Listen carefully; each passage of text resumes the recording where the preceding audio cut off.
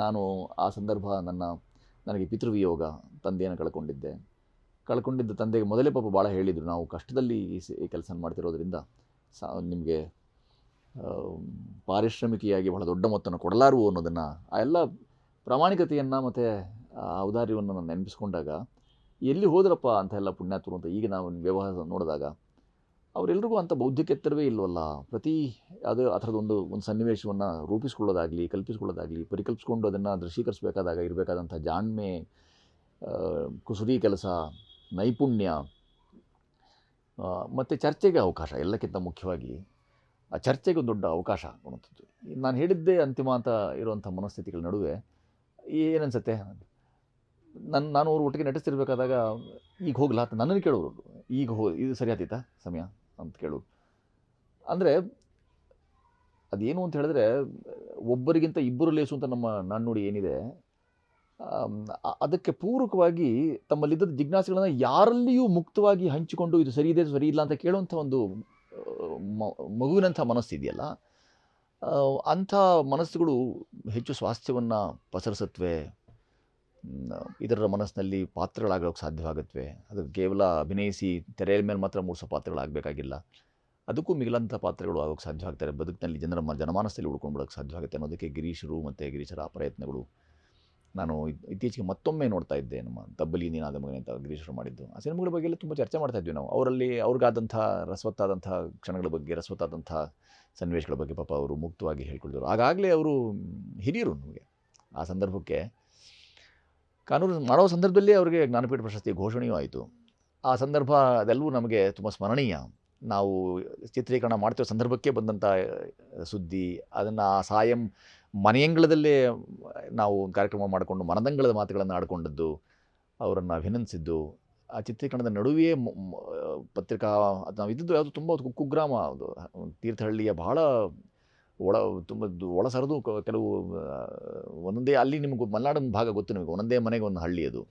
ಆ ಥರ ಯಾರಿಗೂ ಸಿಗದಂಥ ಜಾಗಗಳೆಲ್ಲ ನಾವು ಹೋಗಿ ಇತರರಿಗೆ ಸಾರ್ವಜನಿಕವಾಗಿ ಕಾಣಿಸ್ಕೊಳ್ಳೋಕೆ ಸಾಧ್ಯವಾಗಿರುತ್ತದೆಲ್ಲ ಹೋಗಿ ಸೇರ್ಕೊಂಡ್ಬಿಟ್ಟಿದ್ವಿ. ಕೊನೆಗೆ ಒಂದಿನ ರಜೆ ಪಡೆದು ಅವರು ಮಧ್ಯದಲ್ಲಿ ಮಾಧ್ಯಮಕ್ಕೆ ಪ್ರತಿಕ್ರಿಯಿಸಿ ಹಾಗೆಲ್ಲ ಬರಬೇಕಂತ ಸ್ಥಿತಿ ಇತ್ತು.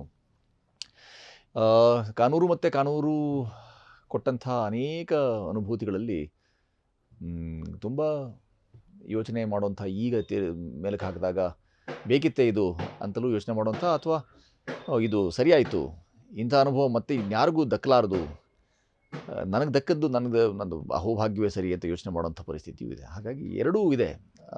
ಯಾವುದೇ ಒಂದು ವಸ್ತುವಿನ ಮಗ್ಗಲುಗಳು ಅನೇಕ ಇರೋ ಹಾಗೆ, ಪಾರ್ಶ್ವಗಳು ಅನೇಕ ಇರೋ ಹಾಗೆ, ಕಾನೂರು ಸುಬ್ಬಮ್ಮ ಹೆಗ್ಗಡತಿ ಚಿತ್ರವೂ ಸಹ ಅದಕ್ಕೆ ರಾಷ್ಟ್ರ ಪ್ರಶಸ್ತಿಯ ಮನ್ನಣೆಯೆಲ್ಲ ದೊರೆತಾಗ ಇದನ್ನು ಮಾಡ್ರೆ ಹಾಗೆ ರಾಷ್ಟ್ರ ಪ್ರಶಸ್ತಿ ಸಿಕ್ಕೀತೆ ಅಂತೆಲ್ಲ ನಾವು ಯೋಚನೆ ಮಾಡೋಕ್ಕೂ ಅವಕಾಶವಾಗಿತ್ತದು. ಹಾಗೆ ಭಾಳ ಬೆಚ್ಚನೆಯ ಅನುಭವ ಅದು. ಕಾಪಾಡ್ಕೊಳ್ಬೋದಂಥ ಒಂದು ಅನುಭವವನ್ನು ಕಾನೂರು ಮತ್ತು ಕಾನೂರಿನ ಸಂದರ್ಭದ ಚಿತ್ರೀಕರಣ ಮತ್ತು ಅದರ ನಂತರದ ದಿನಗಳು ನಮಗೆ ಕೂಡ ಮಾಡಿವೆ. ಕಾನೂರು ನಂತರವೂ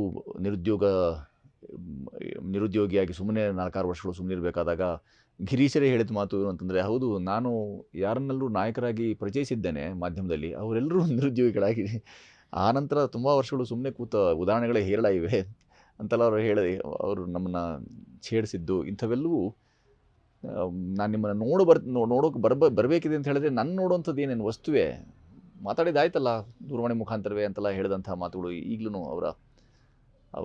ಅವರು ದೇಹಾವಸಾನದ ಒಂದು ವಾರ 10 ದಿನಗಳ ಮುಂಚೆ ಅವರು ಮಾತಾಡೋದಾಗ್ಲೂ ಅವರು ಪುಪ್ಪುಸದ ಸಮಸ್ಯೆಯಿಂದಾಗಿ ಅವರು ಬಳಲ್ತಿರ್ಬೇಕಾದಾಗ ನಿಮ್ಮನ್ನೊಮ್ಮೆ ಬಂದು ಮಾತಾಡ್ಸ್ಕೊಂಡು ಹೋಗಬೇಕು ಅಂತ ಹೇಳಿದ್ರೆ ಅದಕ್ಕೆ ಅವರು ಸೊಪ್ಪು ಹಾಕದ ಎಲ್ಲ ಸಂಗತಿಗಳನ್ನು ನೆನಪಿಸ್ಕೊಂಡಾಗೀಗ ಭಿನ್ನ ಚಿಂತನೆಯ ತುಂಬ ವಿಶಿಷ್ಟ ವ್ಯಕ್ತಿತ್ವದ ಗಿರೀಶರು ಅವರನ್ನು ನಾವು ಕಳೆಕೊಂಡೆವು. ಒಟ್ಟಾರೆ ಕಾನೂರು ನನಗೆ ನನ್ನ ನಿಜ ಜೀವನಕ್ಕೂ ಮತ್ತು ಈ ವೃತ್ತಿ ಜೀವನಕ್ಕೂ ತುಂಬ ಬೇರೆ ಬೇರೆ ಥರದ ಕೊಡುಗೆಗಳನ್ನು ಕೊಟ್ಟಿದೆ. ನೆನಿಬೇಕು, ಅದು ಸ್ಮರಣೀಯವೇ. ಅದು ಯಾವಾಗಲೂ ಒಲ್ಲದ ಗಂಡನಿಗೆ ಮೊಸರಲ್ಲಿ ಕಲ್ಲು ಅಂತನೋ ಹಾಗೆ ಮೊಸರಿನ ಕಲ್ಲಿನ ಹಾಗೆ ಬೇಕಾದರೆ ಪಟ್ಟಿ ಮಾಡ್ತಾ ಹೋಗ್ಬೋದು, ಅದು ಸರಿ ಇಲ್ಲ ಇದು ಸರಿ ಇಲ್ಲ ಅಂತ ಹೇಳ್ತಾ ಹೋಗೋದು, ಅದು ಮುಖ್ಯ ಕಾಣಿಸೋಲ್ಲ. ಆದರೆ ಈ ಆನಂತರ ಮಾಡಿದಂಥ ಎಲ್ಲ ಸಿನಿಮಾಗಳಿಗಿಂತಲೂ ಭಿನ್ನವಾದಂಥ ಪರಿಸರ, ಭಿನ್ನವಾದಂಥ ಬಾಂಧವ್ಯ, ಬಹಳ ಒಳ್ಳೆಯ ಸೇತು ನಿರ್ಮಾಣ ಆಗಿತ್ತು. ಪರಸ್ಪರ ನಾವು ಮಾತಾಡಿಕೊಳ್ತಿದ್ದೆವು. ಸಾಯಂಕಾಲದ ಸಮಯದಲ್ಲಿ ಕೂತು ಚರ್ಚೆ ಮಾಡ್ಕೊಳ್ತಿದ್ದೆವು. ಈಗ ನಾವೇನು ಚಿತ್ರೀಕರಣ ಅಂತ ಕರ್ಕೊಳ್ತೀವಿ, ಚಿತ್ರೀಕರಣದ ತಾಣದಲ್ಲಿ ಏನೆಲ್ಲ ಕಾಣಸಿಗುತ್ತೆ ನಿಮಗೆ, ಅದಕ್ಕಿಂತಲೂ ಭಿನ್ನವಾದಂಥ ಅನುಭವ ಅದು. ಆ ಅನುಭವ ಮರಳಿ ಮರಳಿ ಬರಲಿ ಅಂತ ಯಾರೂ ಅದರಲ್ಲಿ ಪಾಲ್ಗೊಂಡವರೆಲ್ಲರೂ ಆಶಿಸಿ ಯಾರು. ಅಂಥ ಒಂದು ಬೆಚ್ಚನೆಯ ಕಾಪಿಟ್ಟು ಕಾಪಾಡಿಕೊಳ್ಳುವಂಥ ಅನುಭವ ಕಾನೂರು ಹೆಗ್ಗಡತಿ.